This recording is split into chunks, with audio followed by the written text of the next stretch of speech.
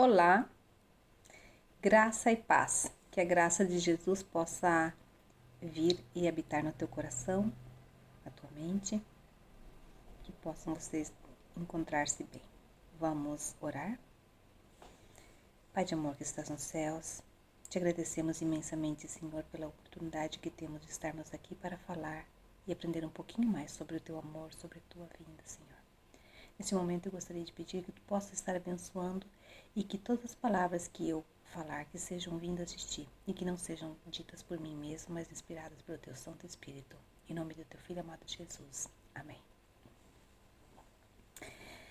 Meus queridos, hoje nós vamos falar de um assunto muito importante que se encontra lá em Joel 2, 1 ao 11.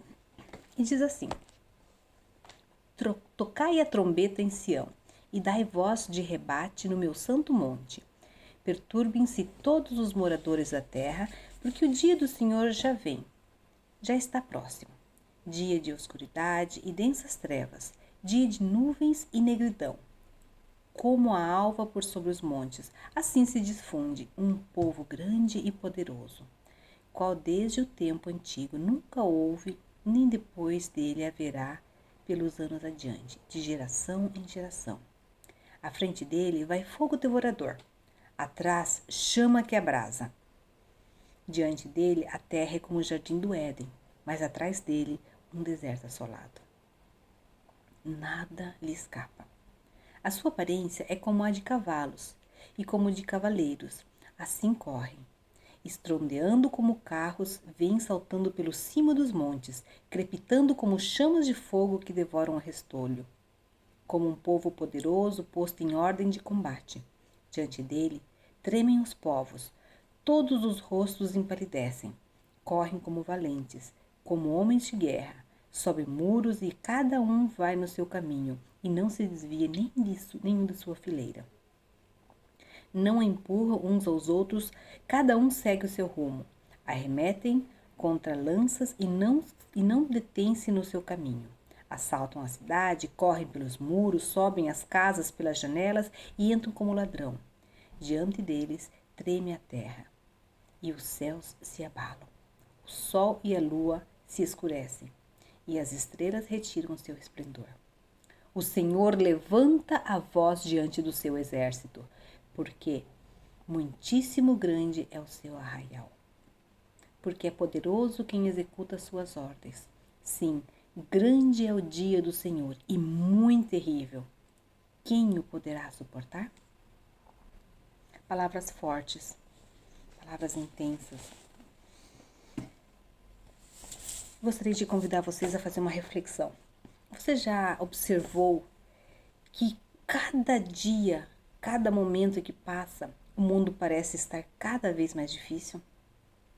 Se você ligar a televisão ou olhar no seu telefone, no seu tablet, no seu computador, você vai ver que as notícias são terríveis. Você logo vai ser informado de um crime horrendo, de um escândalo político, uma guerra que foi declarada, deflagrada em qualquer um país, uma reviravolta econômica, uma tragédia natural. Agora mesmo aconteceu esses dias um maremoto, né, um vulcão em erupção. Agora que está acontecendo aqui, a criança que caiu num poço aqui no Marrocos. Como que você se sente? Nos causa um desconforto, não é mesmo? Então, você pode pensar, sugerir a si mesmo: não quero pensar muito sobre isso. Mas não pensar sobre isso não muda a história. Mas refletir sobre todas as coisas ruins que somos informados também não faz nada bem para a nossa saúde emocional, mental. Então, o que nós temos que fazer? Tem hora que não dá para fugir. Quando o problema nos afeta diretamente, temos que considerá-lo sem hesitação. A questão é que nem sempre temos ânimo para admitir, para enfrentar, para superar a crise. Então, no fundo do coração, sempre nós esperamos que a próxima curva da estrada da vida haja um caminho simples, reto, plano, em que nós possamos nos dirigir com segurança, com tranquilidade, fino ao chegar a um bom destino. Mas infelizmente nem tudo é tão simples assim como gostaríamos. Mas sabe qual que é a boa notícia? Que esse bom destino existe. E que as turbulências da viagem, olha que maravilha, são indicativos de que nós estamos perto para aportar lá, para chegar naquele lugar maravilhoso. Mas vamos ao nosso texto.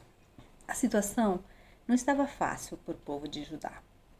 Nuvens de gafanhoto cobriam os céus. Onde os insetos se assentavam, a vegetação era consumida em minutos. E o que sobrou após a infestação dos gafanhotos, depois que eles passaram, não escapou do incêndio que veio a seguir. A paisagem estava devastada. Antecipava assustadoramente uma destruição cataclísmica muito maior que em breve aconteceria.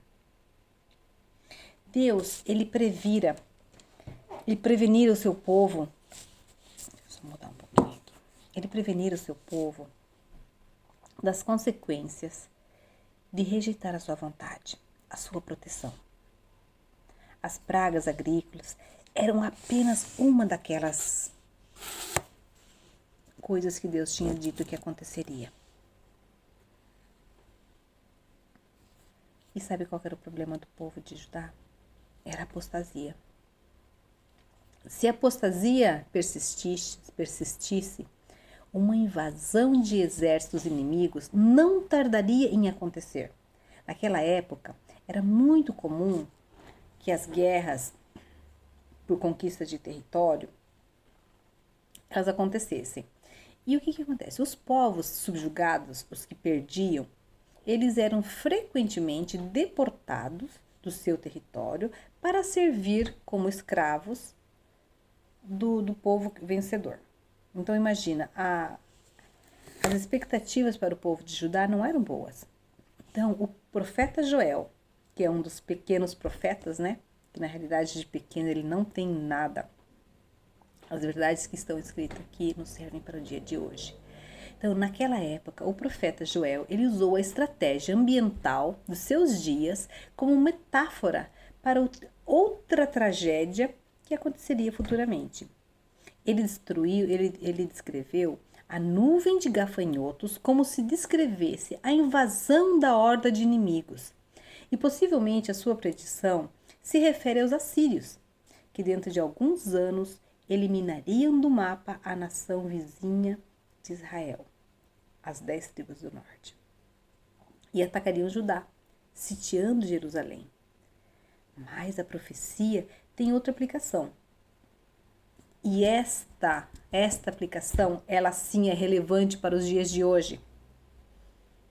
As tragédias, as crises do mundo, são sinais de grande catástrofe que ocorrerá por ocasião da segunda vinda de Jesus Cristo, quando este planeta, transbordante de maldade, será destruído pela ira de Deus contra o pecado.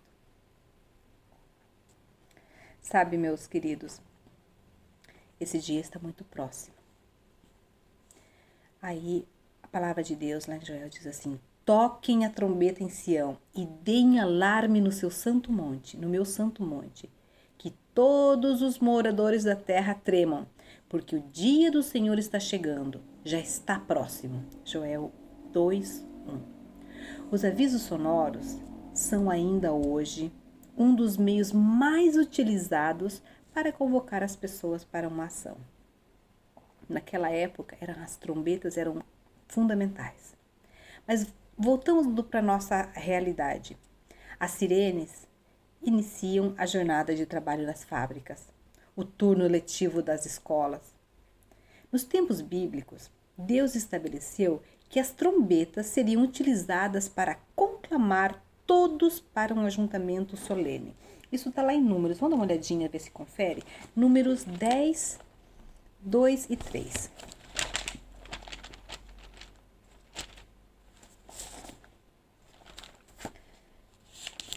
Números 10, versículo 2 e 3. Disse mais o Senhor a Moisés, 10:1. Faze 2 trombetas de prata, de obra batida as farás, servir-te-ão para convocares a congregação e para a partida dos arraiais. Quando tocarem, toda a congregação se ajuntará a ti à porta da tenda da consagração, da congregação. Então isso nos prova que realmente os sons, as sirenes, as trombetas eram muito importantes. E nesse dia, quando tinha esse ajuntamento solene, havia inclusive a festa das trombetas, que era celebrada, sabe quando? No primeiro dia do 7º mês. Isso está lá em Levíticos 23, 24, se vocês quiserem conferir depois, fiquem à vontade. E nesse dia, os sacerdotes, eles tocavam as trombetas por todo o país, pronunciando o dia da expiação, que aconteceria 10 dias depois. Todo hebreu deveria ouvir o toque do clarim, preparar-se espiritualmente para o dia anual do jejum, o dia 10 do 7º mês. Então, no dia 1º, eles tocavam as trombetas.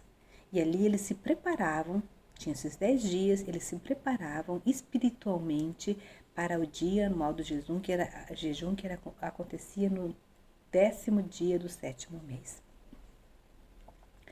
Que era o dia da expiação. Então, no dia da expiação, um ritual especial de purificação do pecado era encenado no santuário. Levíticos 23 fala sobre isso. Os adoradores deveriam previamente ter seus pecados confessados e entregues simbolicamente ao animal que morria nessa cerimônia, o bode expiatório. Era como se o bode sofresse a pena de morte em lugar dos pecadores arrependidos. O sangue do bode era levado para o Santo dos Santos, o compartimento mais reservado do templo, local que era só acessível ao sumo sacerdote israelita e unicamente naquela data. O dia da expiação, ele tipifica o dia do ajuste de contas com Deus, dia de ajuste de contas final com Deus, que é o dia do juízo. Uma ocasião profética em que cada ser humano deve ter os seus pecados confessados e entregues a Cristo, que é o bode expiatório que morreu por todos os nossos pecados na cruz. E cada ser humano deve se valer dos méritos do sangue de Jesus, desse sangue que correu lá na cruz, que foi derramado por nós, para poder fazer o quê? Para poder estar de um lado. Primeiramente, para estar na presença de Deus. E esse juízo, ele é dividido pelos teólogos em 3 partes, em 3 fases, que seria o juízo investigativo, que ele está acontecendo imediatamente, acontecerá imediatamente antes do segundo advento de Cristo, em que os salvos serão julgados. O juízo comprobatório, que acontecerá entre o segundo advento de Cristo e o fim do milênio, e contará com os salvos como juízes auxiliares, o juízo executivo ou o juízo final, que sucederá ao milênio, em que todos os ímpios receberão a punição eterna por sua impenitência, e os salvos receberão por herança eterna a nova terra. De que lado que você quer estar?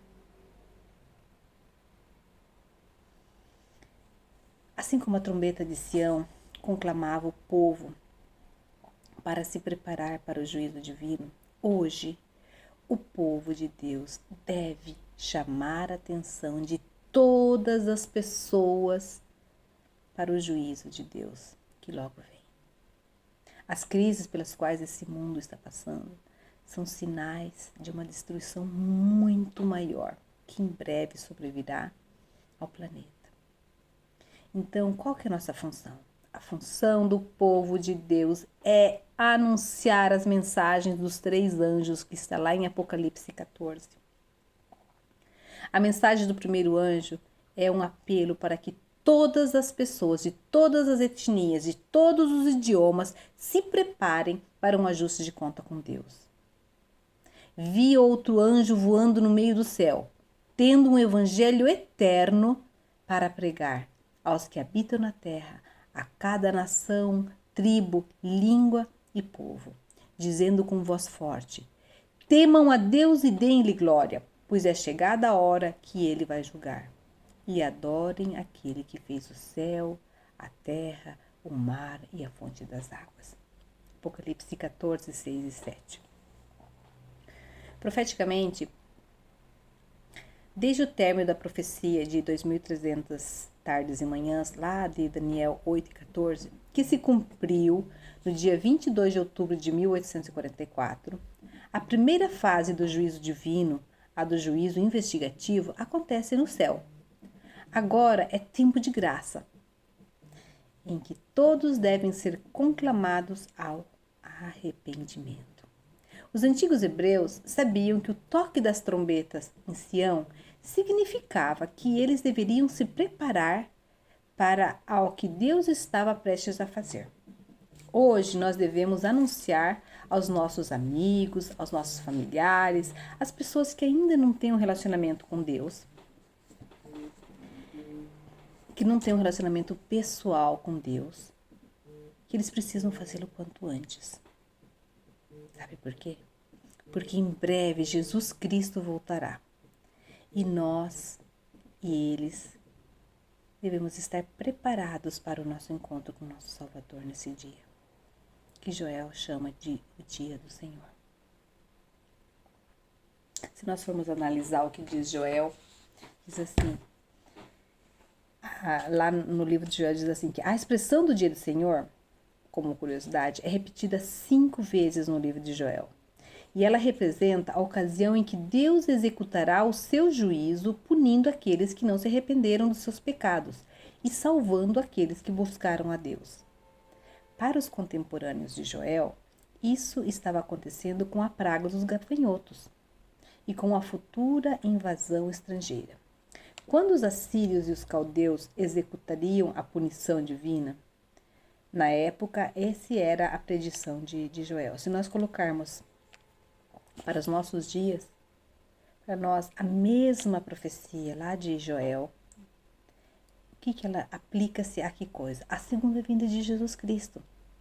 O dia do Senhor será o dia em que Jesus Cristo surgirá nas nuvens do céu com grande poder e grande glória. E como será esse dia? Quando será? Vamos ver o que diz Marcos 13, 32.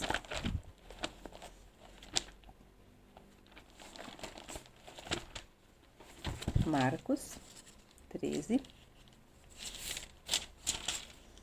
32.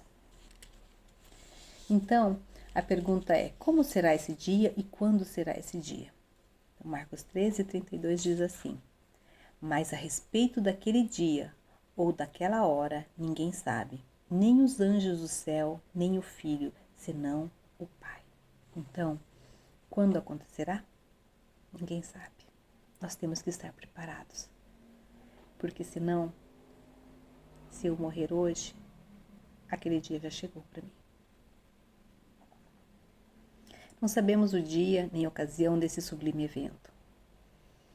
Mas mesmo assim, Joel nos avisa, o dia do Senhor está chegando, está próximo. E a ordem é aguardar pelo breve aparecimento do Salvador. Nós não precisaremos mais esperar por esse dia, mais do que a duração da nossa curta vida. Nós devemos estar sempre alertas para o encontro com Jesus. Joel diz que é um dia incomparável. Mas por quê? É um dia de trevas, de escuridão, um dia de nuvens e de densas trevas. O dia da segunda vinda de Jesus, ele será incomparável. Para aqueles que rejeitam o amor de Cristo, o amor de Deus, e vivem distante da sua vontade, será um dia terrível, um dia desesperador. mas para aqueles que aceitaram Jesus Cristo como o seu Salvador pessoal. Será um dia de alegria imensa. Sabe por quê? Porque os mortos em Cristo ressuscitarão primeiro. E o meu desejo é que, se eu estiver morta quando Jesus voltar, eu quero que meu anjo esteja do lado da minha tumba quando Jesus voltar. Porque diz que os salvos ressuscitarão primeiro. Eu desejo realmente ir para o céu. Não sou perfeita. Mas Jesus, Ele morreu por mim. Ele morreu por ti. E eu quero, naquele dia, esperá-lo e recebê-lo com alegria. Porque eu espero que você e eu estejamos lá. A gente vai estar sendo arrebatados nas nuvens dos céus. E as pessoas que não forem salvas, infelizmente, vão pedir que as pedras caiam sobre eles, que as montanhas caiam sobre eles. Será terrível realmente para eles. Mas lembra que já dizia que era como se na frente tivesse um jardim do Éden.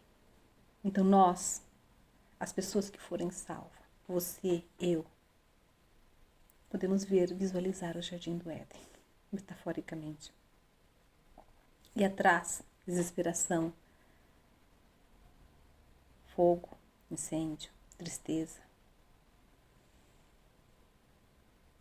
Joel, ele descreve esse dia de uma forma muito negativa, como um dia de assolação, de destruição.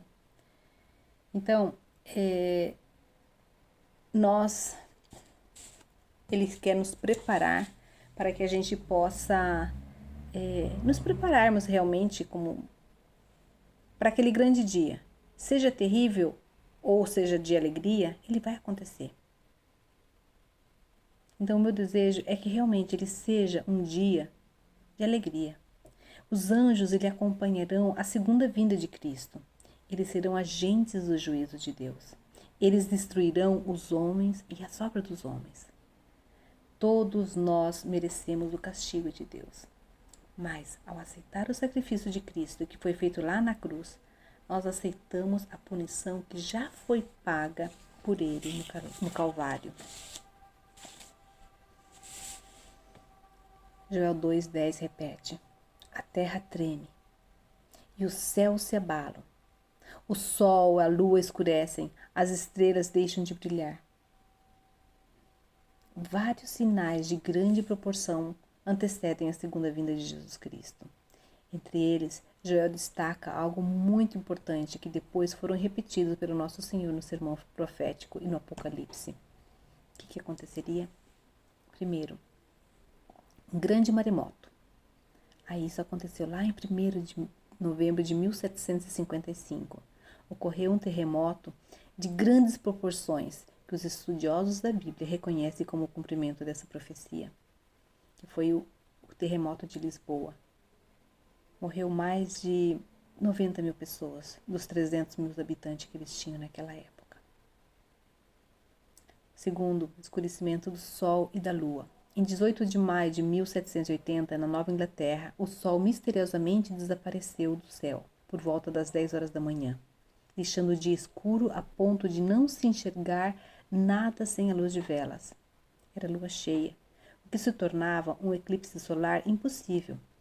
Naquela noite, a lua surgiu no céu, vermelha como sangue, cumprindo a profecia bíblica de Joel 2,31 e Apocalipse 6,12. 3. As estrelas.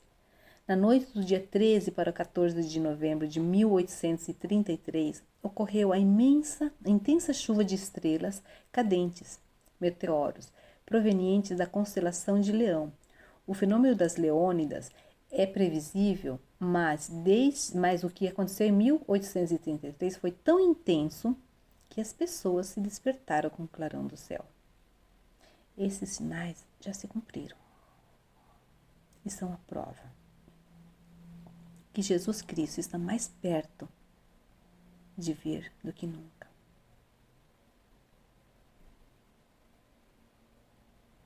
Sim, o grande e muito terrível dia do Senhor. Quem poderá suportar? Joel 2:11.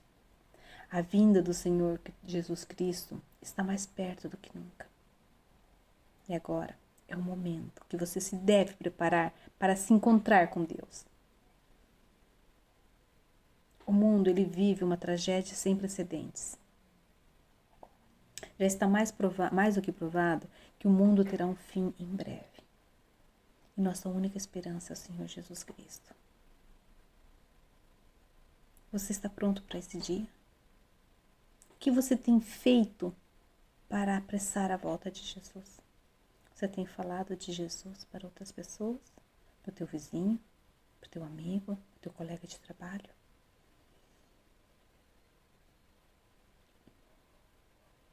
Repita a pergunta. Você está preparado para este dia? Tem alertado as pessoas ao seu redor sobre a necessidade de se preparar para o dia da vinda de Jesus? Não perca uma oportunidade que apareça. Fale de Jesus. Fale que Jesus Cristo está de braços abertos hoje para nos conceder o perdão, para nos conceder salvação, para nos conceder vida eterna.